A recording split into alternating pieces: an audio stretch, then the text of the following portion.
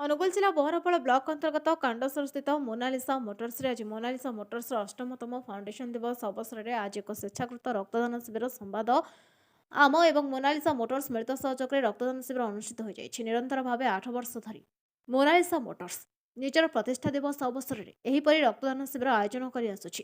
ଆଜି ଶିବିରକୁ ମୁଖ୍ୟ ଅତିଥି ଭାବେ ଆଞ୍ଚଳିକ ପରିବହନ ଅଧିକାରୀ ନିଖିଲ ପଟ୍ଟନାୟକ ଏବଂ ସମ୍ମାନିତ ଅତିଥି ଭାବେ ମୋନାଲିସା ମୋଟର୍ସର ମୁଖ୍ୟ ପରିଚାଳନା ନିର୍ଦ୍ଦେଶକ ଅଶ୍ୱିନୀ କୁମାର ପାଣି, ଅଶ୍ୱିନୀ କୁମାର ପଣ୍ଡା, ଜ୍ୟୋତିର୍ମୟୀ ପତି ପ୍ରମୁଖ ପ୍ରତିଭା ପ୍ରଜନନ କରି ଶିବିରକୁ ଶୁଭ ଉଦ୍ଘାଟନ କରିଥିଲେ। ଅନୁଗୁଳ ରକ୍ତ ଭଣ୍ଡାର ପକ୍ଷରୁ ରକ୍ତ ସଂଗ୍ରହ କରାଯାଇଥିଲା। ଏଥିରେ 101 ୟୁନିଟ୍ ରକ୍ତ ସଂଗ୍ରହ କରାଯାଇଥିଲା।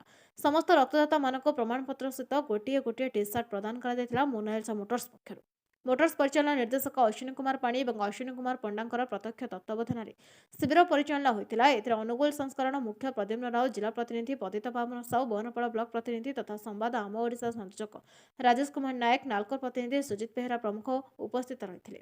ଶିବିରରେ ସକ୍ରିୟ ଭାବେ ସହଯୋଗ କରିଥିଲେ ମୋନାଲିସା ମୋଟର୍ସର ସମସ୍ତ କର୍ମଚାରୀ।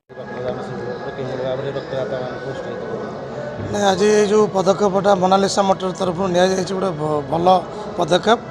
आजकल तो आप जानते एक्सीडेंट सड़क दुर्घटना जो रेट्रे हो मैक्सिमम जगह देखिए गुड़े जगह प्रॉपर ट्रीटमेंट टाइमली ट्रीटमेंट एवं ब्लड अभाव भी किसी जगह भी बहुत जगह माने लोक मृत्यु मुखर पड़ुं। तेणु मोनालिसा मोटर तरफ जो पदक्षेपटा नि गोटे स्वागत करुच्ची ये कैंप भी अन्य माने भी करवा दरकार। मो मतरे आमे जतिकी ब्लड डोनेशन माने दवापाई जी आम आयोजन करुचे प्रयास नौचे सही धारा रे आमे भी एक्सीडेंट केमती कम हो पार से भी आम निजे सजग हवा सहित अन्य मानक भी सजग करवा आम निहाती दरकार।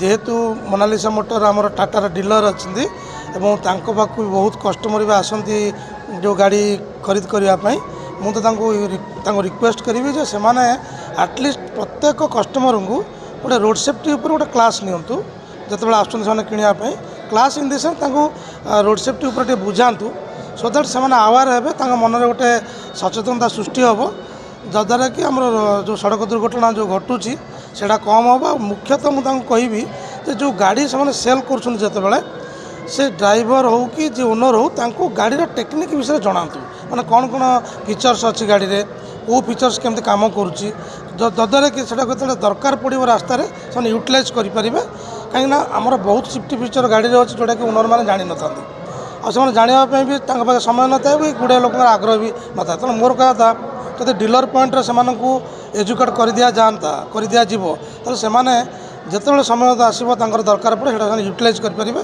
तो सहीटा मुझे कहि से अनुसार प्रत्येक कस्टमर को एजुकेट करातु आमर जो प्रेजेंट रोड सेफ्टी फीचर जी रही सब गाड़ी गुड़ाक विषय से जनातु और बुझे छाड़ू। रक्तदान शिविर आज होते वर्ष है रक्तदान शिविर आमर 2016 मसीहा फेब्रुआरी 12 तारिख रे शोरूम इनागुरेसन होता ता पर वर्ष ठारू 2017 ठारू आम प्रत्येक वर्ष 2000 फेब्रुआरी 12 तारिख रे रक्तदान शिविर कर रक्तदान महत्वदान आम समस्ते जानीचे एवं रक्तदान वैल्यू कौन समस्ते निश्चय जानीचे।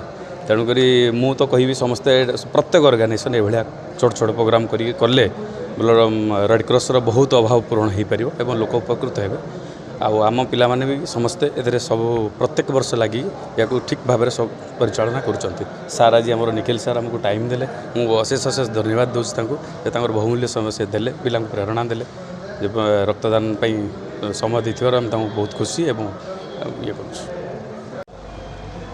मोरा हिमांशु शेखर नाथ मुझे एचआर मैनेजर हिसाब से काम कर कौन कहे सर जो रक्तदान शिविर कौन कहे रक्तदान केते वर्ष है रक्तदान एक महदान आमर मोनालिसा मोटर्स तरफ तार जन्मवार्षिक उत्सव प्रति वर्ष रक्तदान शिविर अनुष्ठित हुए। ये हूँ आमर अष्टम जन्म वार्षिक उत्सव ता उपलक्षे यही वर्ष भी आम रक्तदान शिविर करूँ।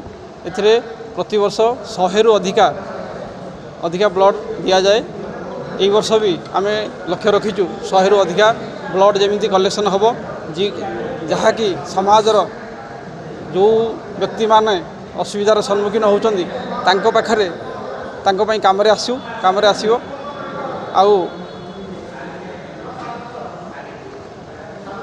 କାମରେ ଆସିବ ସେଇ ହିସାବରେ ଆମେ ତାଙ୍କୁ ପ୍ରତିବର୍ଷ ତ ଇଏ କରୁଛୁ। ଅନୁଗୁଳରୁ ସୁଧାକର ସାହୁଙ୍କ ରିପୋର୍ଟ, ବହୁଜନ ମିଡ଼ିଆ।